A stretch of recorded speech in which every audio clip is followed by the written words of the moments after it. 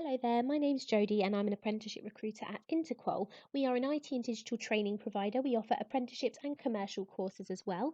And today I'm going to talk you through the apprenticeship programs that we offer, how those work, and some frequently asked questions around apprenticeships, and also how we can help you begin your career within technology.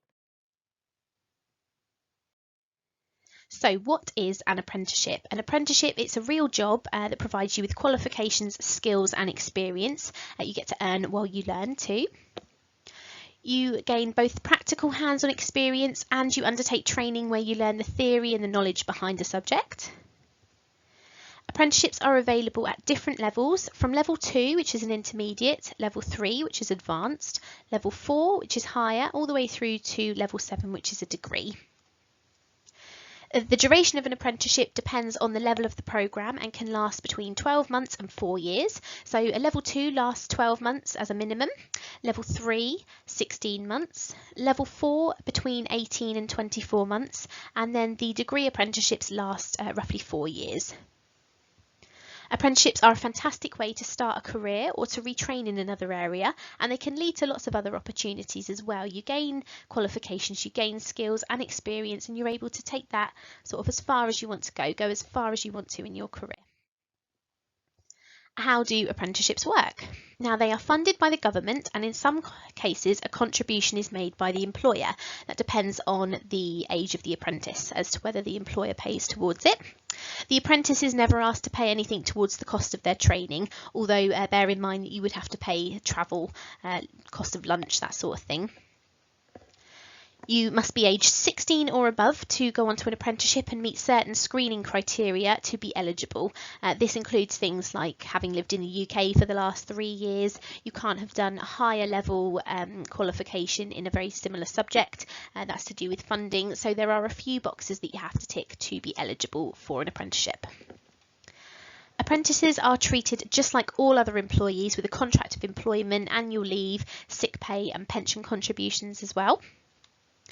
You get paid and train at the same time on an apprenticeship, and at least 20% of your time is spent in off-the-job training, often with a training provider. Now, off-the-job training can include the time that you spend either in a classroom or on sessions. It can be things like revising for an exam, doing some research, shadowing other colleagues, anything that sort of isn't to do with your day-to-day job role. Now, on an apprenticeship, you train to become qualified in your chosen field, and once you've completed this, there's lots of future potential for an apprentice once they've completed their programme. You can progress up through the career ladder, you could go and choose to work somewhere else, apply your skills and experience that you've gained on your apprenticeship to another company, or you could stay where you are and work your way up the ranks there. How do you apply for an apprenticeship? There are several ways to apply.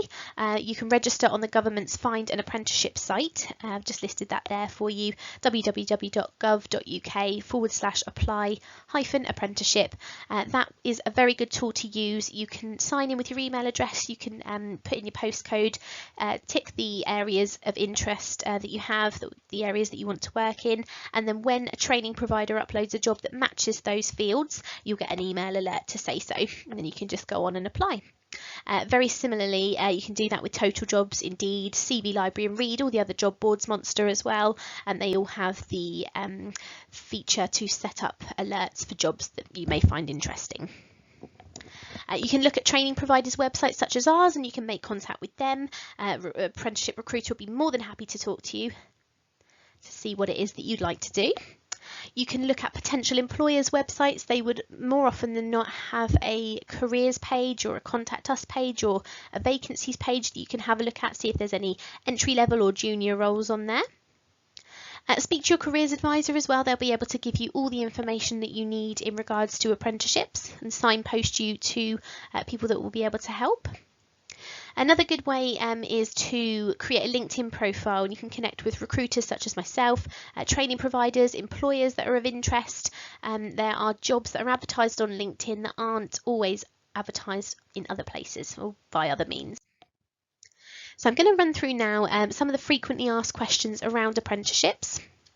So what are the benefits of doing an apprenticeship? You earn while you learn, you gain hands-on experience, you have the opportunity to put your skills into practice, you gain qualifications, not just in your chosen field, but if you had to retake maths and English or something like that, you would get to do functional skills alongside that. So you would gain qualifications in what it is that your apprenticeship is in, but also more generic maths and English skills as well. You gain some life experience and get a sense of responsibility and a sense of achievement. What are employers' views on apprenticeships? So employers see them as a huge bonus, not just to their business, but to help kickstart careers. They recognise that people who've completed an apprenticeship are motivated, they're diligent and hardworking, and they possess technical skills and experience in similar roles. For those companies taking on a school or a college leaver as an apprentice, they're able to help grow a young person's understanding of a particular role, particular industry, and how this can progress over time by way of supporting them in their learning and development so they can go on to progress in the sector. 77% of employers believe that apprenticeships make their company more competitive, and 81% say that they've seen an increase in productivity from taking on an apprentice. 92% believe that apprenticeships lead to a more motivated and satisfied workforce. You can see there that employers absolutely love apprenticeships and what they can do for the business. Does an apprenticeship allow me to progress within my career? Of course it does. A City and Guilds study showed that 33% of employers saw apprentices go on to a position in management, and over 50% of these said that it took 5 years or less to achieve that. So you can go on to progress and sort of head up a team, work within management, and sort of possibilities are endless really. Higher levels of apprenticeships and continued professional development such as training courses are available too. So if you feel you want to sort of continue expanding your knowledge, then there'll be courses available for you to do that. What might a typical week be like on an apprenticeship? So most likely you would be spending the majority of your week in the office, carrying out your day-to-day tasks, responsibilities, and learning from your colleagues as well. Occasionally, depending on the job, you may get to go and visit client sites, see suppliers, or attend events. Our training at Intequal is delivered through a virtual classroom, which is different to how some other training providers do it. Some other training providers will have their learners go to a classroom environment for 1 day a week or maybe 1 week a month, whereas we have our training sessions online twice a week for 2 hours. That can sort of vary depending on if you're doing a retake of an exam or you're sitting functional skills. So yeah, we have everything done virtually. Our pathway planners will visit our apprentices in their workplace every 8 weeks as well. So we come to you essentially. 20% of your overall time on an apprenticeship is spent doing off-the-job training, and now off-the-job training includes things like these classroom sessions or these virtual sessions, any time spent researching or revising or carrying out tasks that don't relate directly to your job role, such as helping out other departments or shadowing other colleagues. Will I be paid as an apprentice? Yes, you will be paid as an apprentice, and on average it is between £150 to £200 per week, depending on the hours that you work, the job and the region that you work and live in. The national minimum wage for apprentices currently stands at £4.15 per hour. That's correct as of April 2020. Will it cost me anything? Apprentices aren't required to pay anything towards the cost of their training. You'd never be asked to pay anything like that. Apprenticeships are funded by the government and the employer in some cases. You will have to pay for your travel though, so do bear that in mind. Can I stay on with the employer afterwards? Now, whilst there's no guarantee due to company needs and costings, etc., the majority of people do tend to stay with the same business, working their way up and receiving further training and promotions as they go. The National Apprenticeship Service did some research and they found that 85% of apprentices stayed in employment, with 64% of these remaining with the employer that they completed their programme with.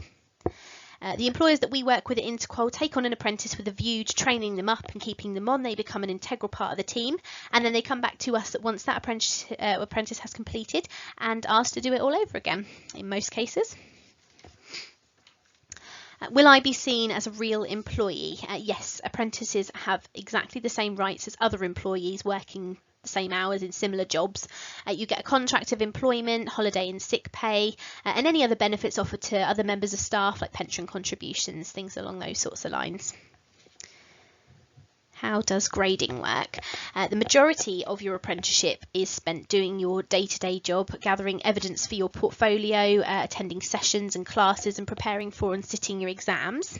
But in the last few months of your apprenticeship, you enter what is called the gateway stage, where your portfolio is finalised and submitted, and then you'll go to the endpoint assessment stage. Now the EPA endpoint assessment consists of a synoptic project where you create a piece of work that's set by the examining body and relates solely to your job role and what you've been studying for the last 12 to 14 months. You'll then have an interview, normally over the phone or online, with an examiner. You'll talk about how far you've come, what you've learnt, how it's benefited you in your career, and what your plans for the future are as well. Your employer will give a statement known as an employer reference about your performance and attitude throughout and how you've progressed. And then once all of that is put together and submitted, you will get your overall grade. Now the grades range from pass, merit to distinction, and distinction is the highest. So that concludes the Q&A. What I will do now is move on to Intequal Apprenticeships, who we are, what we do, and how we can help you kickstart your career in technology. Okay, so about us. Intequal are part of the Microsoft Apprenticeship Programme, and we have earned Silver Learning Partner status. This means that we work alongside Microsoft to deliver some of their qualifications on our apprenticeship programmes. We also have a lot of our clients, a lot of the employers that we work with to take on apprentices are Microsoft partners as well. We cover the entirety of England. We have an office in Portsmouth down in the south. We have an office in Birmingham up in the Midlands, and we have various members of staff working in different pockets around the country so that we can deliver to the entirety of England. We are specialists in IT and digital apprenticeship content, so we have no sort of desire to branch out into any other sectors. We just want to be the top of our game and the go-to people when it comes to training within the IT and digital industry. We were the first apprenticeship training provider to deliver IT training via a remote delivery solution, and I'll come on to that a little bit later. It just means that we use Microsoft Teams and online platforms to deliver our learning, so our learners don't have to travel to different classrooms, different sort of learning environments, that type of thing. All of our apprenticeships include vendor qualifications such as Microsoft and Google, and these are globally recognised qualifications. We have a 100% pass rate, whereas the industry average at the moment is about 82%, and 41% of our apprentices achieve a distinction, which is the highest grade you can achieve on a programme like this, which we're very proud of and we work very hard to maintain. At the programmes that we deliver, so we range level 3 and level 4 courses. They are what we offer currently. Our level 3s include infrastructure technician, which is very much sort of help desk support, and on there you would learn networking, cloud, mobile and operating systems. Digital marketing, which is all about social media, Google Analytics, search engine optimization. Technical sales, where you will learn our bespoke sales toolkit and cloud as well. Software developer at level 3, you would learn the methodologies and C# as a language. And our level 4s, you would learn network engineer, which is all about the architecture and security of networks. Software developer at level 4, you would focus more on the web or app development side of things with HTML, JavaScript, CSS and ASP.NET as a focus. Software tester, you can go on to become a certified tester to do with the security and penetration of networks. And data analyst, you would learn all about analysis tools and Right, so our delivery method next. As I alluded to earlier, there is no need for our learners to ever attend a training centre. We sort of do everything via the online virtual classrooms. So our virtual classrooms run on Microsoft Teams and other online platforms.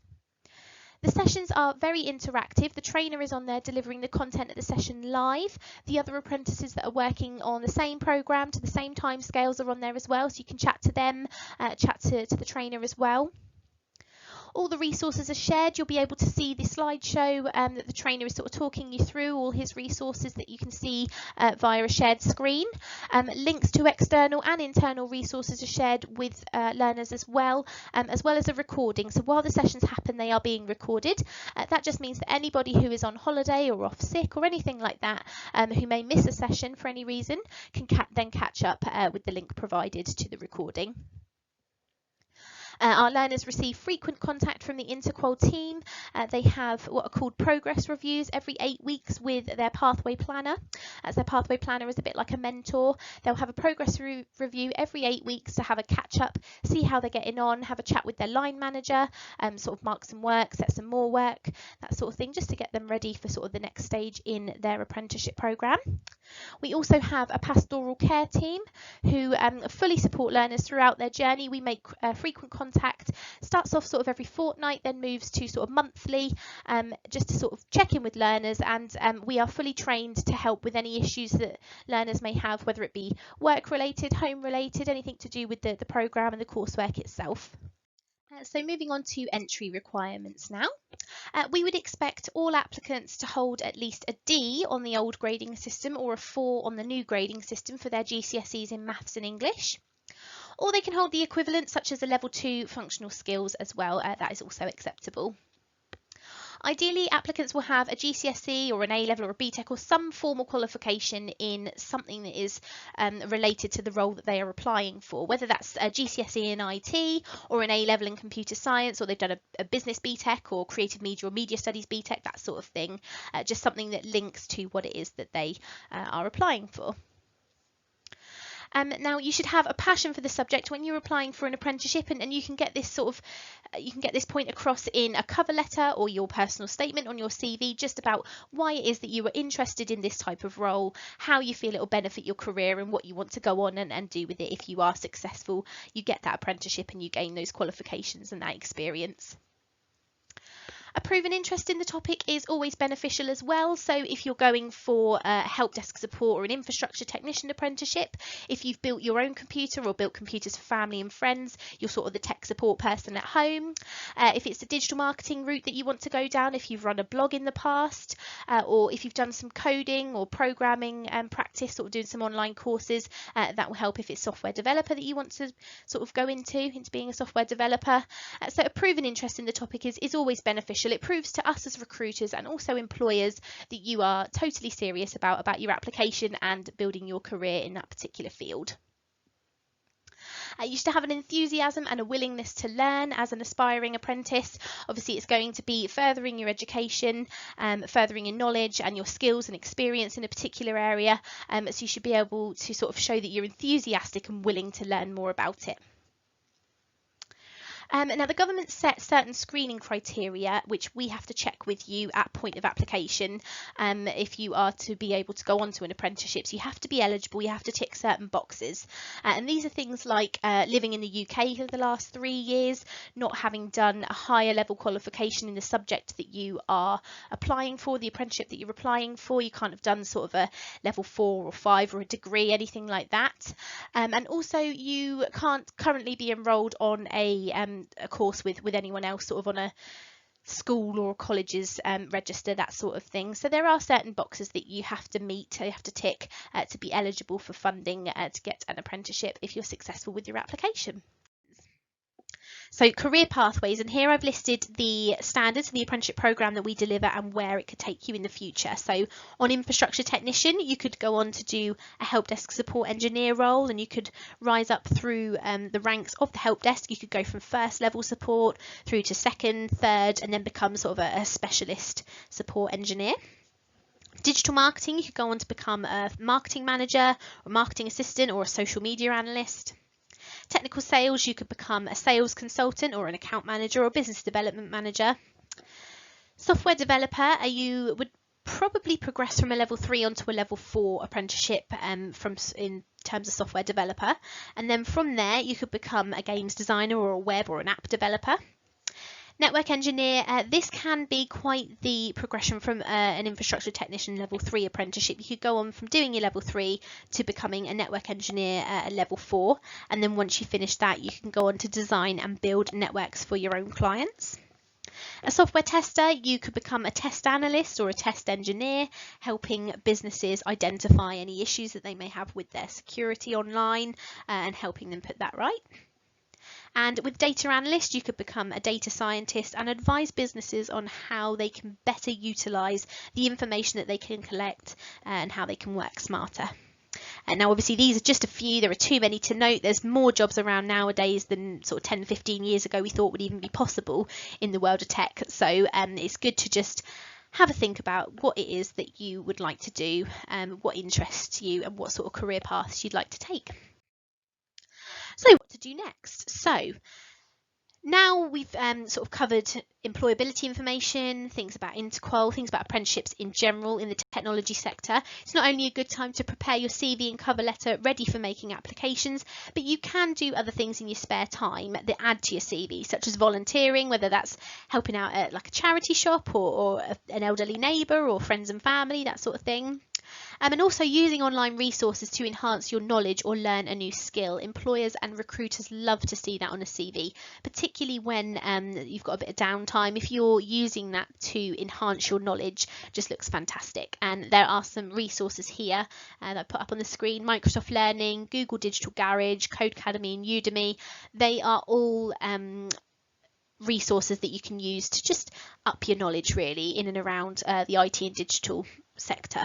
There's also a skills toolkit which the government has. If you just Google the skills toolkit, it's a .gov.uk page, that is free resources on upping your technical skills as well. So you can do things that you may sort of not have covered in your classes at college or school or at sixth form, and you can just pinpoint what it is that you'd like to enhance your knowledge on a little bit more. So if anybody does have any questions or would like to discuss anything further, I've popped my contact details up on the screen there. You can either give me a call or drop me an email or visit our website. There's a lot more information on there. And thank you for listening.